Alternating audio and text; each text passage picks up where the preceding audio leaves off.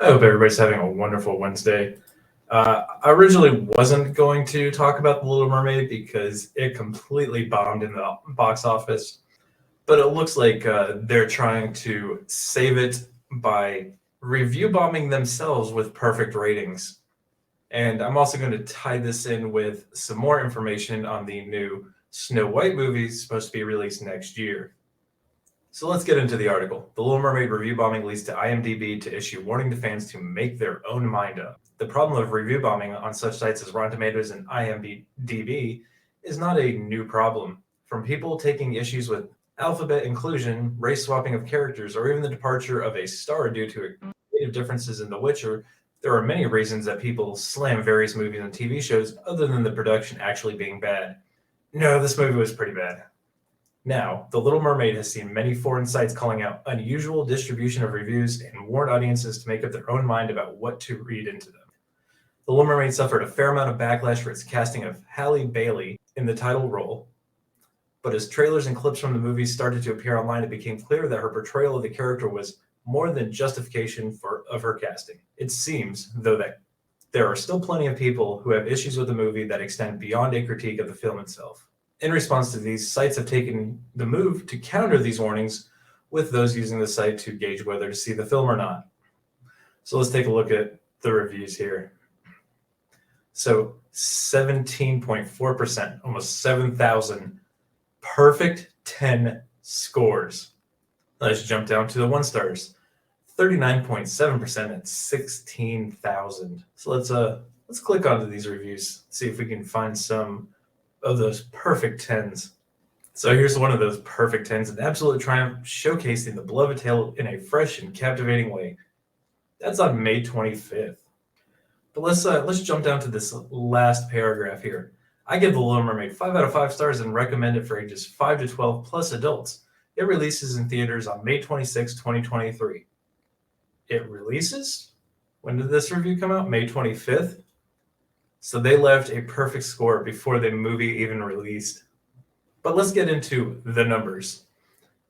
So as of last night, 187 million. In my previous video, I noted that the production cost was $250 million. Between the domestic and international box offices, they didn't even come close. Now, the $250 million is just the production cost, and the likely overall cost for it to break even with the marketing is between $500 and $700 million. So this is another absolute disaster for Disney. But don't worry, the media is making sure to tell you it is an amazing movie and it's doing perfectly fine. The Little Mermaid splashes to 164 million global bow, but there's something fishy overseas as Disney picked besets by review bombing. So they're blaming review bombing days after the movie released for it not doing well. Let's read the article real quick. Disney's live-action take on The Little Mermaid is doing swimmingly at the domestic box office with a 3-day opening of 95.5 million and a 4-day projection of 117.5 million. Factoring in the international box office bow of 68.3 million, this makes an estimated 163.8 million global debut through Sunday. The offshore launch is lower than hoped for coming into frame, but it bears nothing. There was something fishy going on overseas market with so-called review bombing in such areas as France, Korea, Germany, and beyond. Or maybe it was just a terrible movie. Maybe they ruined the entire storyline. Maybe they added an extra hour of content. Maybe the newly designed musical aspects were absolutely awful. But that's what they're calling review bombing. While Rob Marshall, Directed Update, has a 95% verified audience score on Rotten Tomatoes, film ratings, websites overseas, including IMDb in the UK, Brazil, and Mexico, as well as Allociné in France, posted advisories during the rollout when negative user reviews appeared in questionable abundance. They can't accept the fact this is a terrible movie and that nobody actually wants to see it. I'm jumping over to Variety real quick because this is when I want to roll right into my next topic for this video.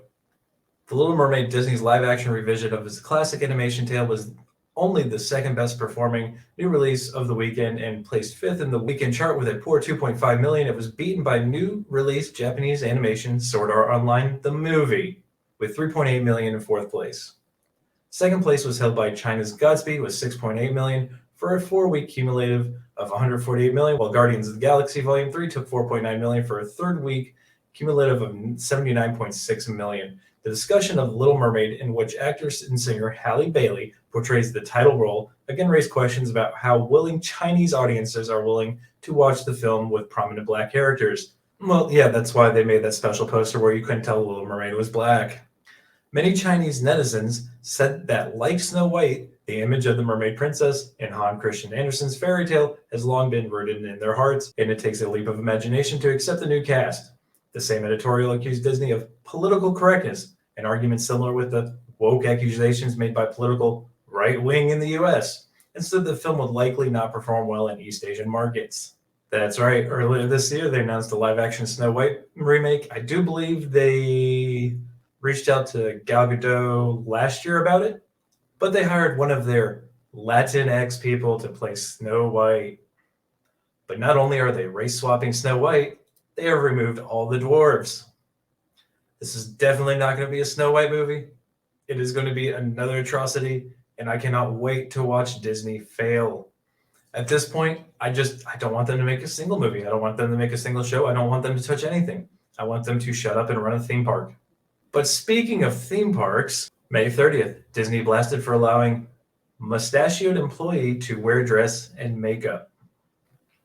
Conservative critics are once again slamming Disney for shoving woke agendas down the throats of their children, this time by allowing an apparently male employee to wear a costume, dress, and makeup. A viral video, which has racked up nearly 7 million views on TikTok, shows that the mustachioed fairy godmother's apprentice welcoming a young girl at Disneyland's Bibbidi Bobbidi Boutique in Anaheim, California. Well, that says a lot right there. So my name is Nick, and I'm one of the fairy godmother's apprentices, said the employee, who's seen wearing blue and purple eyeshadow to match their uniform dress. I'm here to shop you around and make all your selections for the day. Let's just take a look at this. There it is. Good job, Disney.